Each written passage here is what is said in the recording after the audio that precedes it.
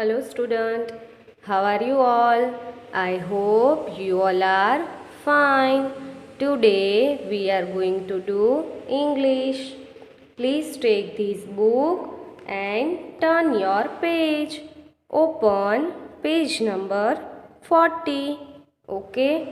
यहाँ पे ऊपर आपको आज की डेट लिखनी है। अब आप यहाँ पर देख सकते हो क्या लिखा है, fun to read. Read aloud मतलब आपको जोर से बोलकर रीड करना है। ये कौन सा पिक्चर है? डॉल का। ओके, तो यहाँ पर क्या लिखा है? What is this? तो हमें आंसर क्या देना है? This is a doll. Okay, अब ये कौन सा पिक्चर है? कैप। तो क्या क्वेश्चन है यहाँ पर? What is this? तो आंसर क्या होगा? This is a cap. Okay, अब यहाँ पर क्या लिखा है? Answer the following questions which the help of the words given below. मतलब यहाँ पर जैसे हमने आंसर्स दिए थे वैसे ही यहाँ पर भी आंसर देने हैं। ओके, क्वेश्चन यहाँ पर लिखे हैं और आंसर यहाँ पर पिक्चर में देखकर हमें लिखने हैं। तो देखो पहले पिक्चर कौन सा है? ये ट्री, स्पून और बर्ड। तो तीनों के स्पेलिंग यहाँ पर आपको दिए गए हैं। इसमें से हमें आंसर्स लिखने हैं। ओके, अब यहाँ पर क्वेश्चन किया है, देखो व्हाट इज दिस? तो हमें आंसर क्या देना है? ये ट्री का पिक्चर है ना, तो हम आंसर क्या लिखेंगे? This is a tree. तो आपको भी मेरे साथ आंसर लिखना है। This is a tree. आपको क्या ध्यान रखना है? देखो जब आप आंसर लिख रहे हो तब ये टू स्पेलिंग है ना, उसके बीच में थोड़ी सी जगह रखनी है, फिंगर स्पेस जितनी। ओके, अब ये देखो क्या है? स्पून। और यहाँ पर क्या क्वेश्चन किया है? What is this? तो आपको आंसर क्या लिखना है? This is a spoon. तो यहाँ पर आप मेरे साथ लिखो दिस, फिर finger space, is, finger space और फिर फिंगर स्पेस रखनी है और यहाँ पर आंसर लिखना है। क्या लिखोगे? स्पून। देखो मैंने जैसे फिंगर स्पेस रखी है टू स्पेलिंग के बीच में, वैसे ही आपको स्पेस रखनी है। अब यहाँ पर क्या है? ये बर्ड का पिक्चर है और क्वेश्चन क्या किया है? What is this? तो आपको आंसर क्या देना है? This is a bird. तो आपको मेरे साथ आंसर लिखना है। This is a bird. Okay, और यहाँ पर हमें फुल स्टॉप लगाना है। देखो मैंने लगाया है, वैसे ही क्वेश्चन के एंड में हम क्वेश्चन मार्क लगाते हैं, तो आंसर के एंड में हमें फुल स्टॉप लगाना है। ओके, अब आपको पेज नंबर 41 पे यहाँ पे ऊपर आज की डेट लिखनी है। ओके, और आज हम क्या सीखने वाले हैं? This and that.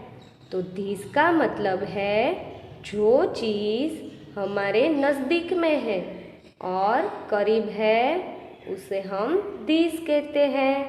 ओके, और दैट का मतलब यह है कि जो चीज़ हमसे दूर है, मतलब हम उसे उंगली से दिखा सकते हैं, तो उसे हम दैट कहते हैं।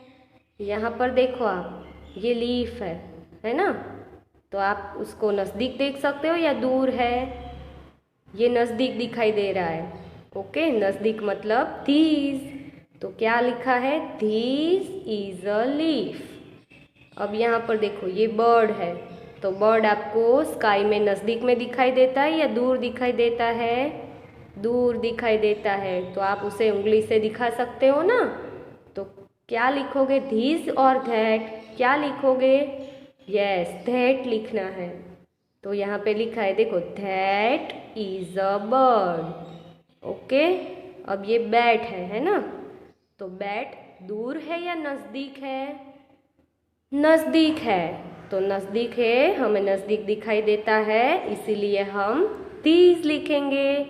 ओके, तो यहाँ पर दीज लिखा है देखो, दीज इज अ बैट। अब ये देखो क्या है ये? सन। तो सन आपको पिक्चर में दूर दिखाई देता है या नज़दीक? दूर है ना। सन नज़दीक नहीं है, तो सन को हम उंगली से दिखा सकते हैं। तो दिस और दैट क्या लिखोगे आप?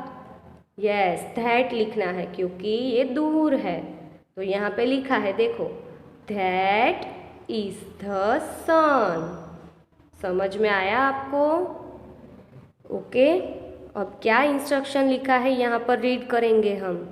Look at the pictures, choose the correct word and right a sentence about each. तो यहाँ पर आपको ये जो पिक्चर्स दिए गए हैं वो देखने हैं और सोचना है कि नज़दीक है या दूर। ओके, नज़दीक है तो हमें दीज लिखना है और दूर दिखाई देते हैं तो दैट लिखना है। और यहाँ पर जैसे सेंटेंस लिखे हैं वैसे ही हमें यहाँ पर भी सेंटेंस बनाने हैं। ओके, कौन सा पिक्चर है ये? यस, बॉल का पिक्चर है। तो ये बॉल नज़दीक दिखाई देता है कि दूर आपको? देखो तो आपकी बुक में, यस, नज़दीक है, हमारे पास दिखाई देता है। तो दीज लिखना है ना हमें, तो आपको भी लिखना है। देखो ये बॉल है, तो सेंटेंस क्या होगा?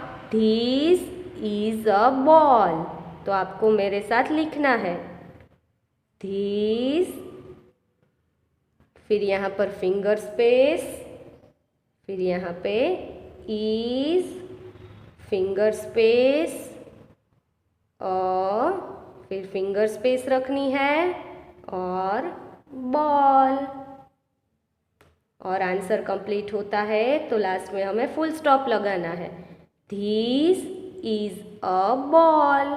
ओके, अब ये क्या है? बोट है। तो बोट आपको दूर दिखाई दे रही है या नज़दीक? पानी में दूर दिखाई देती है ना। तो आप उसे उंगली से दिखा सकते हो। तो दीज लिखोगे या दैट लिखोगे? यस, दैट लिखना है। तो सेंटेंस क्या होगा? That is a boat. तो आपको लिखना है मेरे साथ, दैट, फिर finger space, is, finger space और बोट, और लास्ट में क्या लगाना है? Full stop. समझ में आ रहा है ना आपको? ओके, अब ये क्या है? कैट। तो कैट आपको नज़दीक दिखाई दे रही है या दूर? यस, नज़दीक। तो दीज लिखना है। तो सेंटेंस क्या होगा? These is a cat. तो आप मेरे साथ लिखो, दीज इज अ कैट और फुल स्टॉप। ओके, अब लास्ट में देखो कौन सा पिक्चर है ये? हट का। तो हट आपको दूर दिखाई दे रही है नज़दीक? देखो हट तो दूर दिखाई दे रही है हमें, तो उसे हम फिंगर से दिखा सकते हैं ना। तो दूर है तो दीज लिखेंगे या दैट? दैट लिखेंगे। तो सेंटेंस क्या बनेगा? दैट इज अ हट।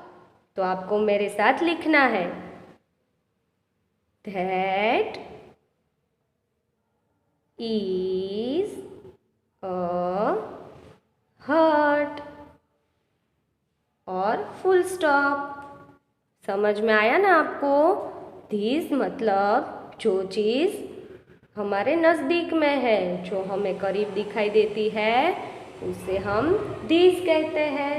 और that का मतलब है कि जो चीज़ हमसे दूर है उसे हम उंगली की मदद से दिखा सकते हैं, तो वहाँ पे हमें that लिखना है।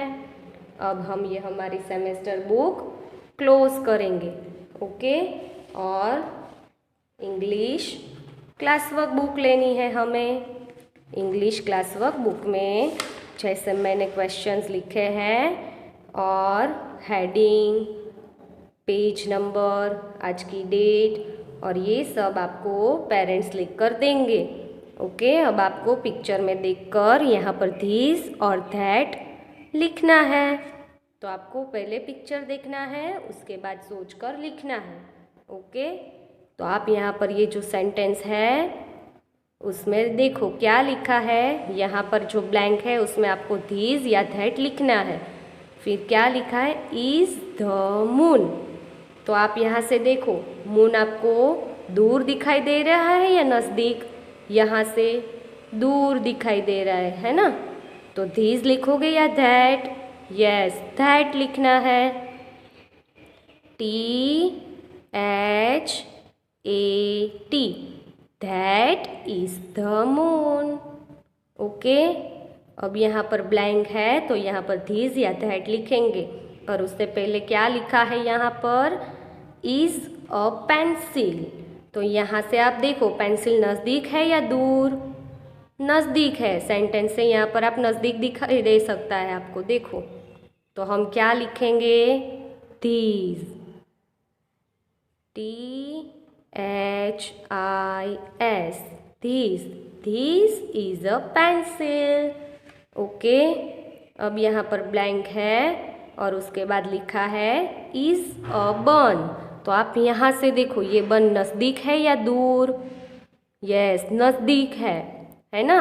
तो these या that क्या लिखोगे, these is a bun, okay. अब फोर्थ सेंटेंस देखो, ब्लैंक है, उसके बाद लिखा है इज अ बटरफ्लाई, ओके। तो यहाँ से आप देखो बटरफ्लाई नज़दीक है या दूर? यहाँ से बटरफ्लाई दूर है, तो दूर मतलब दैट। तो लिखना है THAT, that is a butterfly. अब लास्ट में देखो, ब्लैंक है, उसके बाद लिखा है इज अ फ्लावर। तो फ्लावर यहाँ से नज़दीक है या दूर? नज़दीक है। तो दिस या दैट क्या लिखोगे, दिस। तो this is a flower, okay. तो ये आपको इंग्लिश की क्लास वर्क बुक में लिखना है। अब हम क्लास वर्क बुक क्लोज करेंगे और इंग्लिश होमवर्क बुक लेंगे।